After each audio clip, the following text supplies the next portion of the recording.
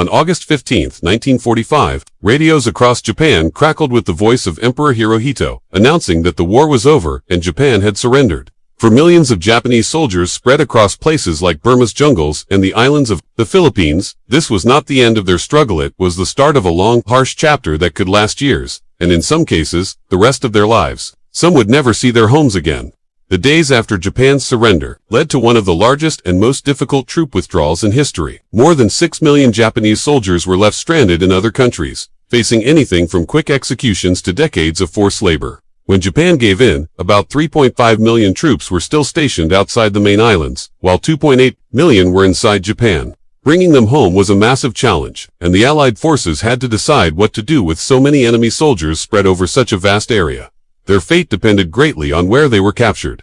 In the Philippines, American forces began rounding up Japanese troops almost immediately. Many were already weak from disease, lack of food, and the tropical heat. Some had been hiding in the mountains, fighting small guerrilla battles, but by now they were thin, sick, and exhausted. American medical teams reported heartbreaking scenes, barely able to stand but still showing strict military discipline. In Burma, the situation was even worse. The Japanese 15th Army had been surrounded by British and Commonwealth troops. After months of marching through thick jungle, living on rice and anything else they could find, they now faced capture by forces they had been taught to fear more than death. But the most dramatic events took place in Manchuria. The once Kwantung army was suddenly overwhelmed by a massive Soviet attack. Over 1 million Japanese soldiers were captured by an enemy already known for its harsh treatment of prisoners. When Soviet troops took Manchuria in August 1945, they captured around 600,000 Japanese soldiers and civilians. Instead of sending them home, Stalin decided to use them as forced labor to rebuild the Soviet Union after the war. They were packed into freezing train cars without heat, food, or water, and sent thousands of miles into the Soviet interior, where winters could drop to -50°C. Many died before even arriving at the labor camps. Those who survived worked long, grueling hours in mines, forests, and construction projects, surviving on tiny portions of bread and thin soup. The Soviets cared more about getting work done than keeping prisoners alive. In one case, Japanese engineers sent to work on railroads in Kazakhstan were treated no better than common laborers. They slept in freezing barracks, many losing limbs to frostbite. With no news from home and constant political pressure to accept communist ideas, many lost hope.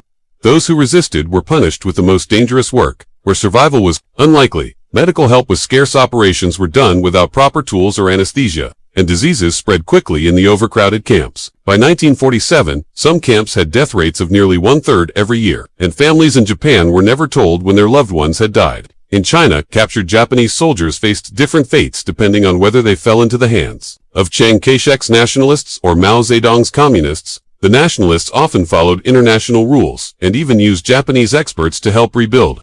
The communists, however, saw them as potential recruits. Prisoners went through thought reform programs that mixed hard labor with political lessons, group confessions, and constant study of communist beliefs. Some soldiers accepted these teachings and wrote home saying they had changed, which confused and upset their families in Japan. Skilled workers, like engineers and doctors, were sometimes kept for years to help the new communist government build factories, provide medical care, and train workers. Life in these camps was not as physically harsh as in the Soviet Union, but the mental strain was intense. Prisoners who passed re-education were sometimes allowed to go back to Japan, but some chose to stay in China, start families, and help build the new society.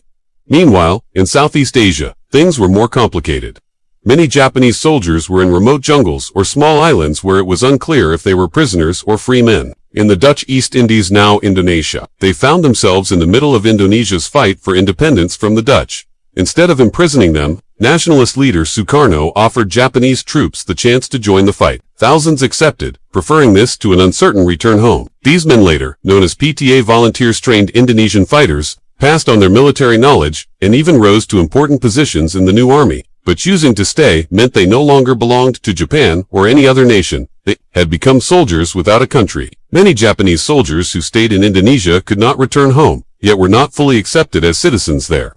For decades they lived in legal uncertainty, with their families in Japan believing they had died, while they built new lives in the warm climates of Southeast Asia, in French Indochina.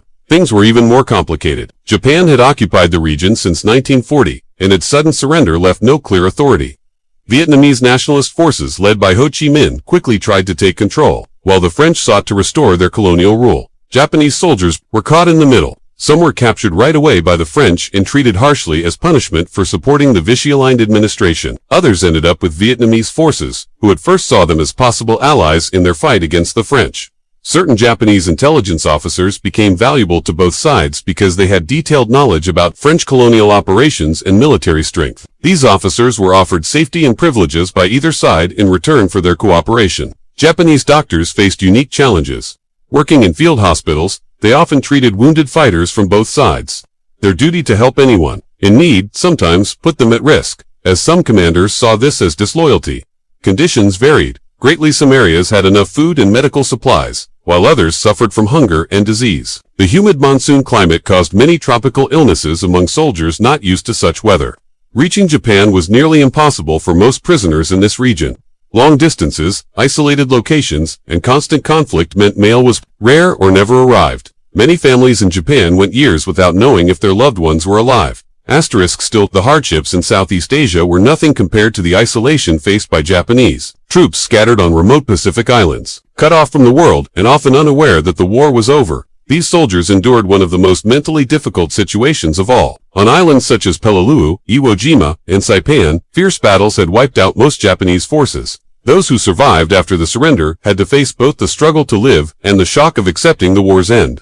In Peleliu, for example, hundreds of Japanese soldiers hid inside a vast cave system. When the surrender was announced, many refused to believe it. Convinced it was a trick, they built a hidden underground community, including makeshift medical areas and communication lines. They survived by stealing food from American supplies at night and finding what little they could on the damaged island. At first, American troops tried standard military tactics to force them out, but this didn't work. Psychologists were brought in to persuade them the war was really over and that they would not be executed. Many Japanese soldiers believed capture was worse than death, so breaking that mindset was extremely difficult. In some units, officers who accepted the surrender had to convince their own men to follow, which sometimes led to violence between comrades. Food shortages were constant. The fighting had destroyed vegetation and supply shipments were rare. Soldiers had to learn survival skills like fishing and foraging, which they had never needed before.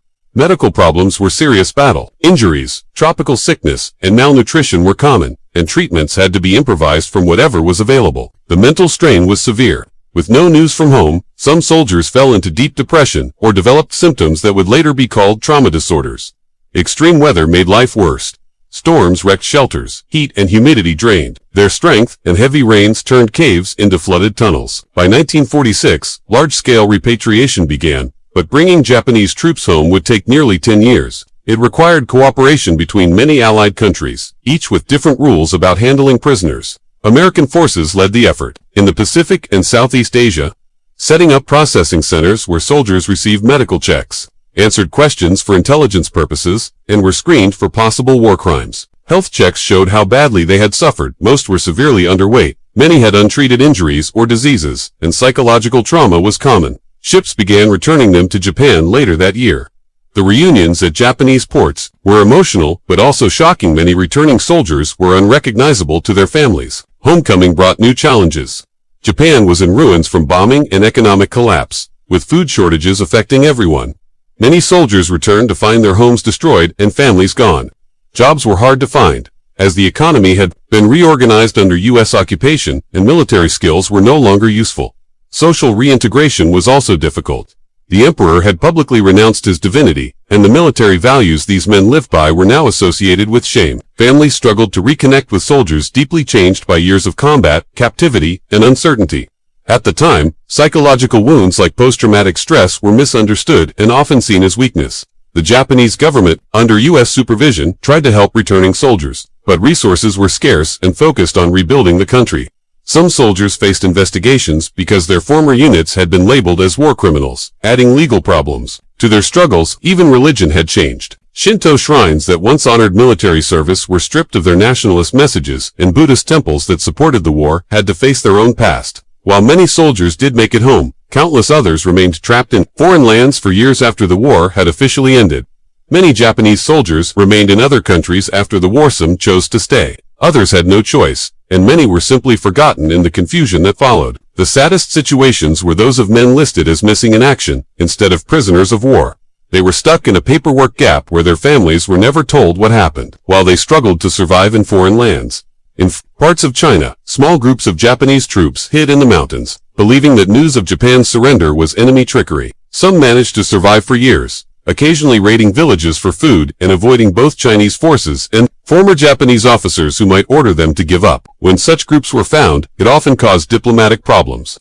China, already torn by its own civil war, had little tolerance for Japanese soldiers still seen as a threat. Those captured were often executed immediately rather than treated as prisoners. In the Soviet Union, the system for handling Japanese captives made things even more complicated.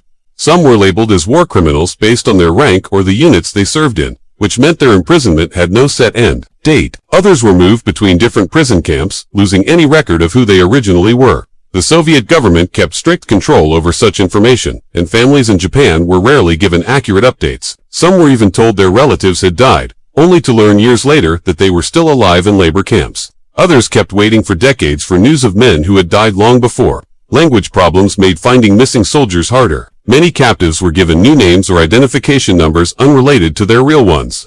Some learned enough Russian to get by, but forgot much of their Japanese after years without speaking it. Skilled workers such as engineers, doctors, and scientists often had their return delayed because they were useful to the Soviets. Some were offered citizenship or permanent work if they agreed to stay.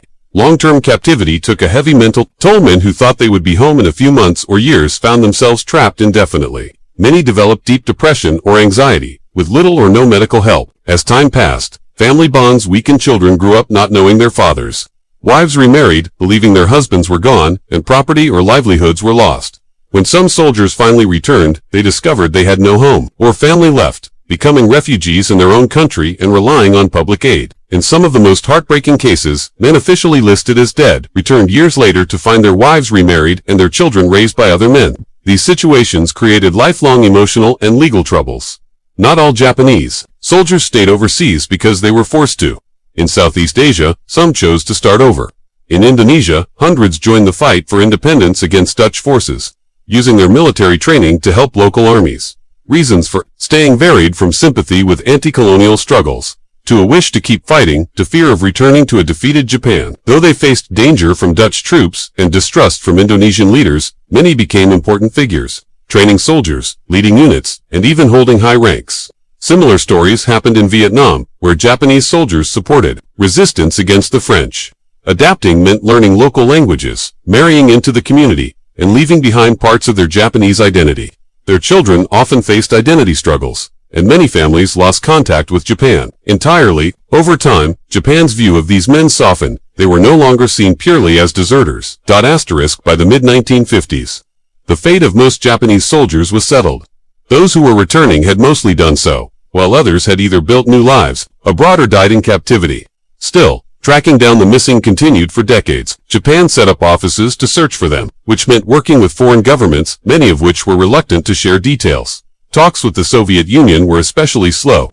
Even after Stalin died in 1953, the Soviets kept much information, hidden families of the missing formed groups to pressure the Japanese government to work harder. They collected testimonies from returning prisoners and kept careful lists of those still unaccounted for. The emotional toll was huge. Wives and children were left unsure whether to keep hoping or accept loss. Some of the most dramatic cases came in the 1970s and 1980s, when reports surfaced of Japanese soldiers still alive in remote parts of Asia. These discoveries caught the attention of the media and sparked renewed searches. Men who had been away for 30 or 40 years often could not fit into modern Japanese life. They had missed decades of social and technological changes.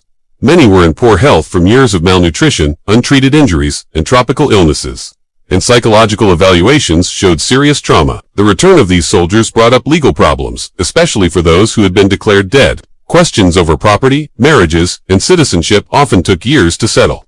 Japan eventually created programs to compensate families of those who had died in captivity or spent many years as prisoners, but no amount of money could erase the suffering. Efforts to find missing soldiers continued into the 21st century, with archaeologists identifying remains at old battle sites, and diplomats seeking access to foreign archives. These stories became part of Japan's wider reflection on its wartime history, reminding the nation of the lasting cost of war on human lives. Rochefort's quiet but critical work in decoding enemy messages proved that wars are not won only on the battlefield, but also in the minds of those who can outthink the enemy. His dedication showed that intelligence, patience, and unseen sacrifice can change history just as much as courage under fire.